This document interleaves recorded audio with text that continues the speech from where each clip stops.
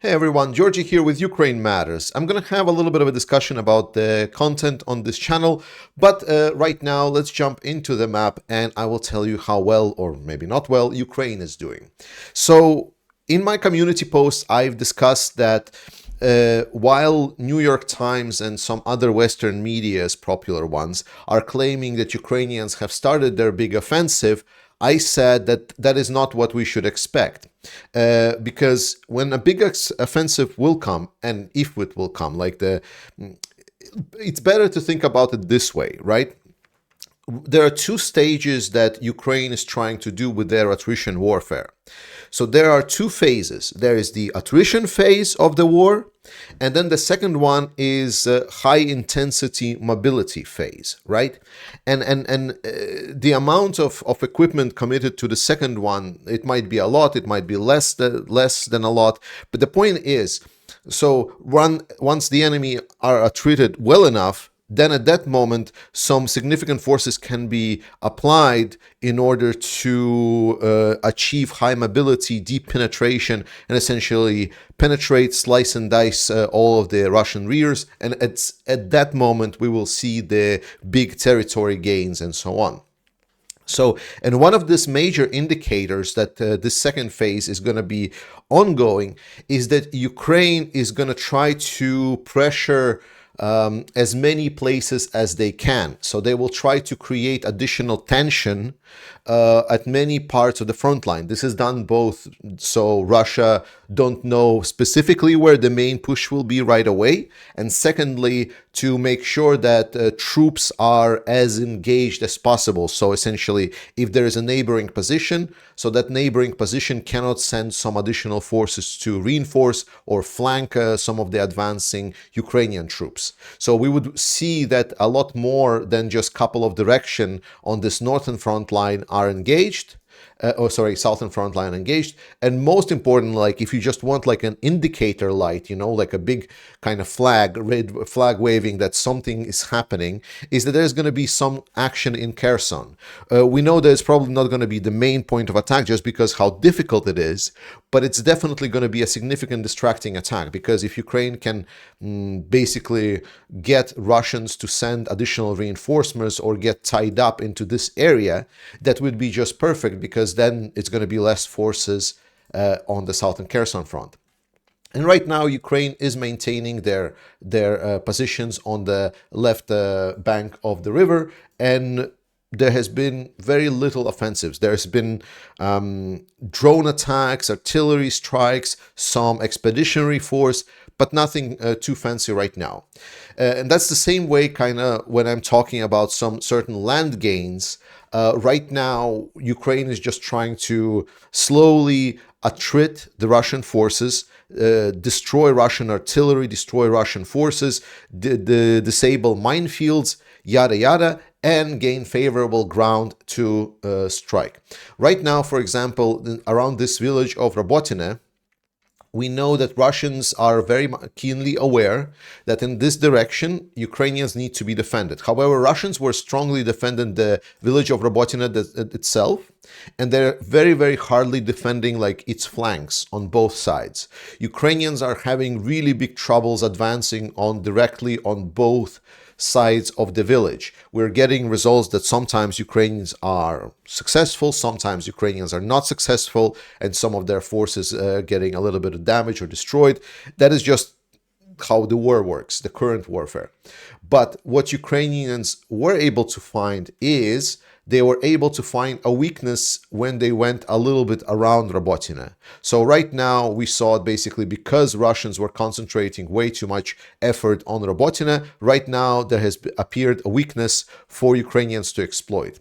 And right now with this bump, the salient that you see here, Ukrainians are actually, and this is probably going to be one of the few times when I'm going to turn on, Ukrainians actually are right now facing the so-called Suroviking line. It's the line of defenses with these white pyramids and anti-tank trenches.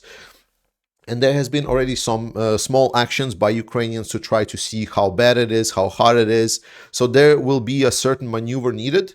But the point is that Ukrainians have engaged the main line of fortification in the area. There's going to be additional lines, as you can see, but generally speaking, this is kind of the first big line of fortification that Ukrainians will need to like a plan to overcome beyond just the minefields, to put it in the most precise words possible. So Ukrainians are having a success around Robotyne. Additionally, I would tell around here, around Lobkove, I reported that sometime around Ukrainians went around this and they did this and they're putting pressure and they want to target this village of Luchave because this area here, I'm going to use like some kind of purple, this area here is like on a hill. So Ukrainians, they were trying to get from Pitikhatki to Zherebyanki, like to storm and get up the hill. This didn't really pay out, but Ukrainians did this side maneuver and went from direction from Kamianske, and they were able to get a little bit up the hill. And right now they're basically like a kilometer and a half away from the village of Luchave. And Luchave is a village where the road is feeding to Zherebyanki. And essentially, if Ukrainians are able to siege or at least to get to somewhat these positions, then basically whatever is in Zherebyanki is untenable, and this whole position basically collapses at that moment. And it's going to be great because this is the shortest line to Vasilievka, which is like a big logistics hub in the area, and it basically will allow Ukraine to conduct operations in the area a lot smoother than before. Again, whenever we get into that second phase. Then something that we've heard recently, and it's been discussed quite a lot, is the fact that Ukrainians were able to get the village of Staromaiorske. Staromaiorske is a village of about 2,000 people pre-war. And the main part here is obviously not the village, but it's the hills that are here on the right. On the left. Right now, with taking of Staromaiorske, basically this salient here is a lot of danger for Russians, and they were holding Priyutne, but it seems that this is just there is not a lot of things for Russians to hold on in this area. So it is expected that Ukrainians, once they kind of regroup their forces after taking Staromaiorske, once they prepare their plans, they're going to push south, and that will just leave the village of Priyutne untenable. And we will see that it's probably going to Ukrainians should be able to get up to approximately this point, because this is where this kind of big hill ends. That's what we expect. And then the second one, on the second side here, there is also a hill, but there is like a hill with some valleys and so on. And generally speaking, in this area, in this hill area, the most lucrative target is Kremenchuk, which is like a high point. It's like a summit around this area, around the hill. So it is expected that Staromlinivka, which is like the biggest kind of goal. So you think about it this way. So Ukrainians right now are having goals to clear out this hill, then advance on this hill to try to target Kremenchuk to make a full control of the hill. But the ultimate goal in the area to kind of collapse the Russian positions is to take Staromlinivka. Staromlinivka is a very central, both like logistics and kind of very stronghold in this area. If we turn on the same kind of defense positions, you see that right behind Staromlinivka, this is where the next hill starts. But basically, up to this hill, like the biggest threat and like the main, like everything that kind of is basing around is around Staromlinivka. So once Ukrainians are able to take it, that's when they basically are gonna reach this main line of fortifications of Russians. Like everything after that, it's not going to be easier, it's still going to be hard, but it's like, it's not going to be a big defensive line. And the main point why this is weakness for Russians is I explained that there is only one major line of fortifications here. It's probably because they were considering that Staromlinivka and the way it's situated is really, really favorable, because it's in a valley right before. There is a hill here, there is a hill here, but it's a very nice thing. So we should expect Ukrainians try to take over the hills, maybe like this, and then they're going to basically siege Staromlinivka that is in the valley from both sides, and at least that's kind of what we expect. But again, maybe Ukrainians will have some other plans. With regards to Bakhmut, here situation has been very, very favorable to Ukrainians. We are getting a lot of good reports. Recently, I said that all of the high ground around Klishivka, the important route, was taken. That Andriivka, right now, it's not red, it's contested. Like, let's be very, very clear. It's contested, and Klishivka is also contested. Sometimes it's Ukrainian forces that are within settlements, both Klishivka from Andriivka. Sometimes it's Russian back in the settlement. So I don't agree that this is red. I'm pretty sure it's a gray zone. The same is also for Kurdyumivka. We hear of Ukrainians also entering some parts of the village of Kurdyumivka, and that's going to be great. So if we're looking about future and where Ukrainians would want to go next, then the key area, remember I told you about Staromaiorske as a big, like a point within this operational theater that Ukrainians want to take. Then within this southern Bakhmut operational theater, the best kind of point that Ukraine wants to get is Kadema. It's actually not really Kadema. There is a village of Zaitseve and there is a village of Kadema, and between them you see this kind of line, and it's the ridge of a big hill on this area. So if Ukrainians will able to retake this, then they will basically have a big overview of the area, and they will have an efficient or effective control of the road and supply road from Horlivka to Bakhmut, which is extremely good. So Kadema is kind of a good, it's a good bounce off point. So they would want to get here. Obviously, before getting there, Ukrainians still need to achieve certain things. First and foremost, they will probably need to get to Opitne and retake that. They will definitely need to get to the line of Odradivka, Mykolaiivka, Druga, and so on. This is where kind of like it's actually even better to just use this river. So this here is a Bakhmutka river, and this is a good kind of defensive position. So if you think about Ukrainian operations in the future, first get this line, then get to this line, and then try to get to Kodema. It's in a rough, very simplified way. Then about the northern part here Russians are still holding on to the major hills around Yahidne and Berkhivka and so on. And Ukrainians are trying to undermine their positions by attacking from the north side, and they want to check it. And on the south, they want to try to advance, but so far it's less successful. And I'm going to talk a little bit why is that and so on. And then lastly, a lot of panic was there around the fact that Russia has started this spoiler attack, that they wanted to, get to the whole river of Oskil.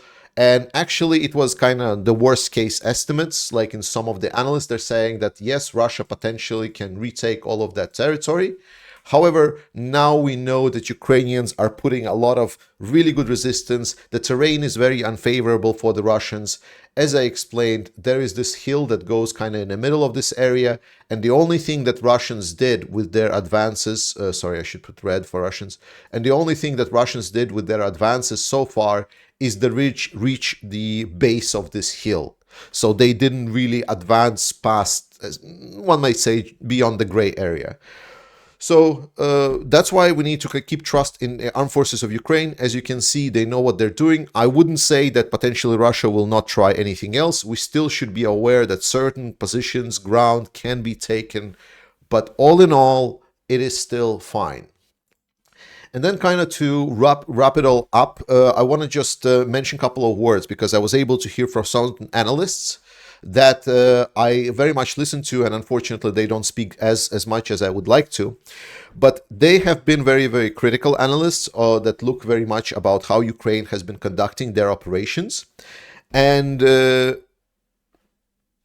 it's great.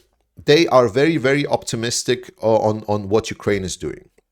They saw that Ukraine has adapted to the situation on the front line. They say that it's very favorable for Ukraine the way that it's doing its operations. They say that Ukraine, remember the two phases, right now the destruction phase, like the undermining of Russian forces phase. And then we're going to go into the second one, where it's going to be a mobile phase, where it's going to be a big offensive, if anyone wants that. Potentially it won't be. Potentially it will be just a very dynamic effort of scaling approaches. So it's not going to be like a push with like all 20 something brigades in one point, but it's more like one after another, after another, after another, and potential breakthroughs and so on. But the general perspective is that Russian command and what Ukraine has been doing to Russian command, killing Russian generals, killing Russian command, is giving it fruits. Russian generals, like some people says like, wow, Russian defenses are so good. No, they're not. It's just like whatever defenses they're having right now are just by the book, right? Defending is not the most difficult thing in the world. That's why, for example, even mobilized personnel are able to defend positions, like to just dig in and so on. However, we see the degradation of the Russian command structure has turned Russian army to be less effective. Ukrainian, and especially these analysts that are listening to, they've also been on the front line many times. They're also very close to Ukrainian armed forces, and they're saying one thing. They're saying that we had a lot of mistakes done in our previous offensives, both in Kharkiv and Kherson, and we've learned a lot. And our command and approach to offensives has improved significantly. We found the weak points, we found what works against Russians, and Russians are responding with non-ideal responses. We are getting really favorable conditions for us. And while it does seem, like a slog that Russia is like just throwing up troops, like just burning their troops on the front line, because they've decided not to just sit in the trenches, but instead they decided just to make these counter-offensives on all of the positions while also exposing their settlements. At some point, they will break because the reserves are coming to an end, and Ukrainians are not even close to engaging their main reserves. And this is where probably we're going to see interesting developments, let's put it this way. Again, the timeline, I would say, I would not expect anything yet in August, because kind of the general logic, the longer Ukraine spends in this first phase of attritioning Russia, the better and faster and more dynamic and great is going to be the second phase.